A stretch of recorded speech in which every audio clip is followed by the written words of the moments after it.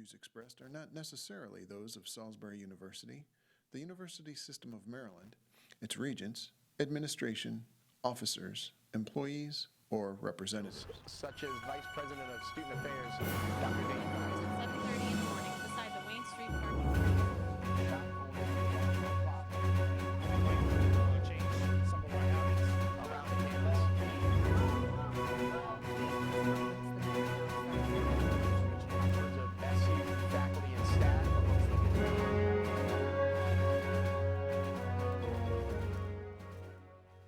Good evening.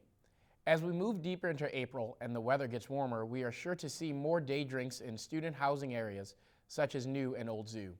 With that in mind, the Student Affairs Group sent out an email to students earlier today to remind the campus community of all of the good that the campus tries to do, but also to remind students that they fall under the Student Code of Conduct on and off campus. It's something that we spoke to the Dean of Students about at yesterday's Neighborhood Relations meeting. They're off-campus gatherings, so the primary responsibility for those kind of day drinks is probably going to be the property managers that are at those locations that are going to make decisions. Sometimes are they going to call the police or not, or neighbors may do it themselves. If the police go by, a lot of times they want to make sure people are being safe and it's not getting out of control where it can impact others. It's the same rules and regulations whether they're on campus or off campus. So we're going to look at what the police report says when it comes into the conduct in student affairs, and we're going to evaluate it based on the details that we have in those reports. I think it's something where the students need to be very safe and very careful. We're going to enforce the laws. So 21 is a drinking age. If you do anything that brings attention to yourself, the university or the police are going to have to respond, and then we're going to have to respond as well. Safety is always a concern on college campuses, this one being no different. Last week, university police worked with the SU Women's Forum to present safety tips and to answer questions from members of the campus community in Purdue's auditorium. Among other topics, Chief of Police Edwin Lashley talked about emergency preparedness, crime trends, and active shooter situations. I think it's important to collaborate with entities on campus, and we felt that the SU Women's Forum had some very keen interests and some very reasonable concerns about safety on campus, and we felt that partnering with them, we could help get our message across and educate the campus community. Again, we have a challenge to communicate our resources and our capabilities and getting the campus community to take advantage of what we offer and what we have. I thought it was really important just to be informed as a student, being on campus, being here for 3 years, just making sure that we know what's going on campus. It's really important to make sure that we're all safe, and we all play a part in that. It's not one person. You can't rely completely on the police because they can't be everywhere. I mean, they have the training, but it's important for us to help when we can, so that's why. Campus safety tips, you're reminded that you can always visit the SUPD's website. This week is Stop Hating Week, and during the week, the SGA hosts a number of events to highlight diversity initiatives and programs on campus. Brooke Reese attended one of those Stop Hating events for SUTV last night. This week, the Student Government Association hosted their annual Stop Hating Week to promote diversity and inclusion across campus. On Tuesday, history professor Dr. Joe Venosa discussed ways in which diversity is increasing among our globalized world. Diversity isn't simply agreeing that we're just all equal and then not talking about differences. It's actually talking about differences and finding ways to see the positives of that human diversity rather than just sort of looking over things. You know, college is a kind of laboratory for people. It's a laboratory where you're figuring out who you are, you're intellectually growing and changing, trying to figure out your place in the world, and part of that is talking to people. SGA senators also talked to us about what the week and diversity personally mean to them. So the whole week is Stop Hating Week, and it's kind of a way to break down the stereotypes and the barriers that we put up around race, sexual orientation, gender, socioeconomic status, you name it. Diversity means that even though we're all different, we're all the same on the inside. We're all from different backgrounds, from different countries, from different parts of the world, or different, even speak different languages. We're all different, but we're all the same on the inside. We are trying to reach out to different organizations on campus that do believe that diversity is important, and he wants to showcase that. I'm Brooke Reese. Thanks, Brooke. And Thursday's Flock Together event has been canceled, but there will be 2 events on Friday. For more details on those events, you can visit SGA's website. And while student organizations are working to do their part to address diversity concerns, the university is also working to address issues raised by students. We sat down with Vice President of Student Affairs, Dr. Dane Faust, to discuss the issues and what his plans are to address them. I think our hope is that we're compassionate, caring, listening, and as responsive as we can reasonably be.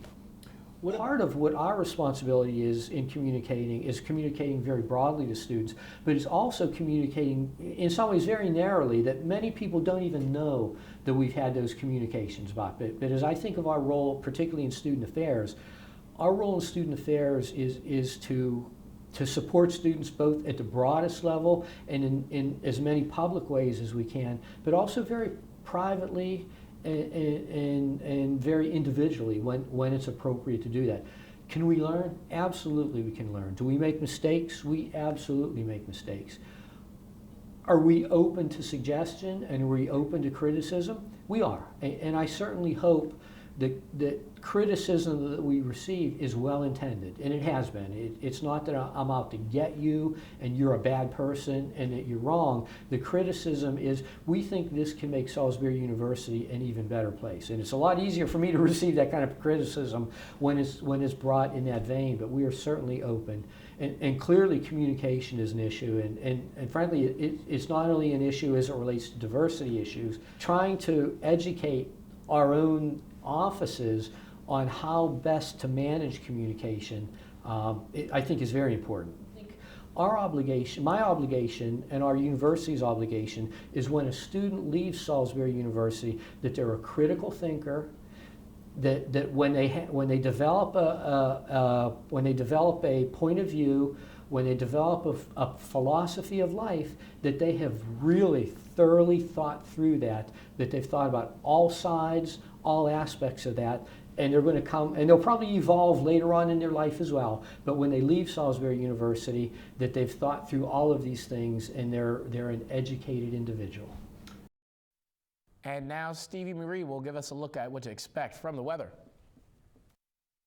Right now it's 49 degrees. We did have a high of 52 and we will have a low of 46. The humidity was around 40%. Let's just take a look at the service map for tomorrow. Okay, this cold front is catching up to the warm front, and that's creating an occlusion. And that occluded front is right over Illinois, and it's headed eastward towards us. It's going to bring us our active weather for tomorrow. And onto the service map for tomorrow. Okay, we are having strong southerly winds right ahead of this cold front, and it's going to push up, and then that's what's going to make temperatures really warm for tomorrow. So for the Thursday planner, you better bring your umbrella because it's going to be really rainy. At 8 a.m. it's going to be 55. Towards later afternoon at 2 p.m. it's going to be 62. That's going to be our high. Temperatures are going to drop down a degree or two around 6 p.m. Onto the 5-day forecast. All right, Thursday it's going to be rainy. Friday it's going to be partly cloudy, highs in the upper 50s. Saturday it's going to be rainy again with a little gust of wind. It's going to be in the upper 40s. Sunday, Monday, partly cloudy, but Monday we're going to start off the week with highs in the upper 60s. I'm Stevie Marie with the weather. Back to you, Eli. Thanks, Stevie. And the weather this past weekend didn't stop prospective students from participating in academic and special sessions in which they had the chance to ask questions and to see students do some of their academic and extracurricular activities firsthand. Lee Matthews has more on Admitted Students Day for us tonight. Taking place this past Saturday, prospective students were given tours around the campus based upon the various disciplines offered by the school. Among the usual arts, sciences, business, communication, and teaching degree programs, students were also participating in special interest sessions. These sessions range from housing and residence life, integrated media, multicultural diversity, and a hot glass demonstration. SUTV was able to speak with Rachel Thomas, a university host for Salisbury Admissions. Probably just all of the support and the opportunities that Salisbury offers, like their glass blowing program. We're the only school in Maryland that offers glass blowing, and we have a writing center and a tutoring center, and we offer SIs. Like, we just have so many opportunities and things that are available for students to use that a lot of schools don't offer. And so I think it's a really great place to go if you maybe need a little support, or even if you don't, just to have that support if you ever do need it. While the day was for prospective students to decide if Salisbury is right for them, the day also serves as a showcase for what the school has to offer. This is Lee Matthews reporting for SUTV Evening News. Thanks, Lee. And this is some game film from the men's lacrosse team's 28-4 victory over Wesley last week.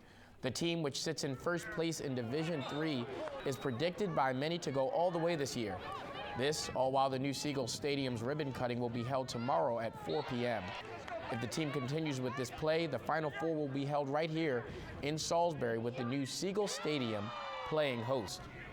That does it for us this week. For everyone at SUTV News, I'm Eli Modlin. Thank you for joining us, and good night.